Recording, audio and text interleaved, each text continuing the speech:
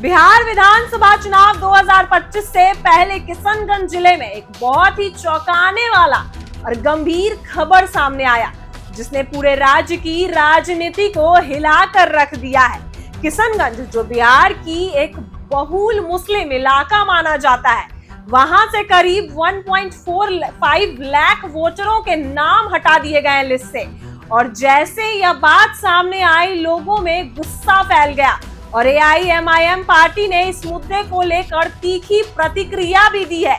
AIMIM के विधायक और पार्टी के बड़े नेता अख्तरुल इमान ने कहा कि यह कोई मामूली गलती नहीं है, बल्कि एक सुनियोजित साजिश है जिसमें मुस्लिम समुदाय को जानबूझकर वोटिंग प्रक्रिया से बाहर करने की कोशिश की जा रही है।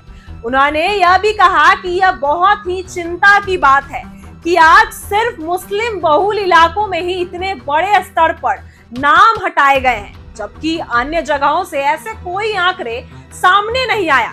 कई स्थानीय लोगों ने भी बताया कि पिछले कई सालों से वोट डालते आ रहे, लेकिन ऐसा काम कभी नहीं हुआ। उनके पास आधार कार्ड है, राशन कार्ड है, बिजली बिल और घर के सारे दस्तावेज हैं, लेकिन जब उन्होंने इस बार वोटर लिस्ट में नाम देखने की कोशिश की तो उनको उनका नाम ही नहीं मिला।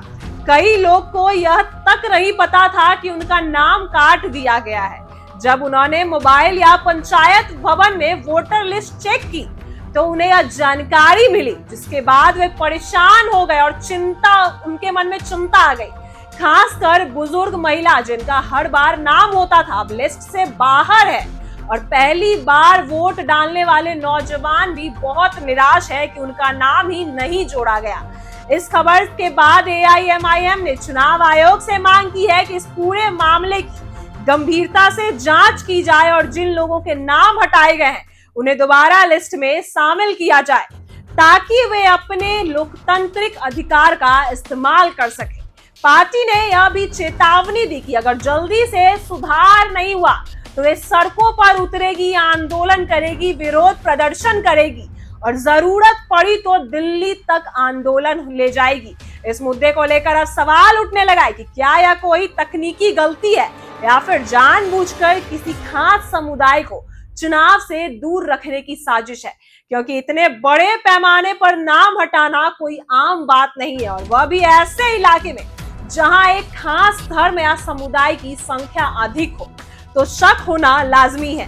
कई राजनीतिक जानकारों ने भी कहा कि किशनगंज जैसे जिले जहां AIMIM और महागठबंधन को अच्छा समर्थन मिल रहा है, वहां अगर वोटर कम हो जाएंगे तो चुनावी नतीजे भी बदल सकते हैं, और इसका सीधा फायदा सत्ताधारी दलों को मिलेगा, मतलब NDA को मिलेगा। अभी तक चुनाव आयोग की तरफ से कोई आधिकारिक बयान तो नहीं आया, लेकिन उम्मीद की जा रही है कि जल्द ही सफाई दी जाएगी।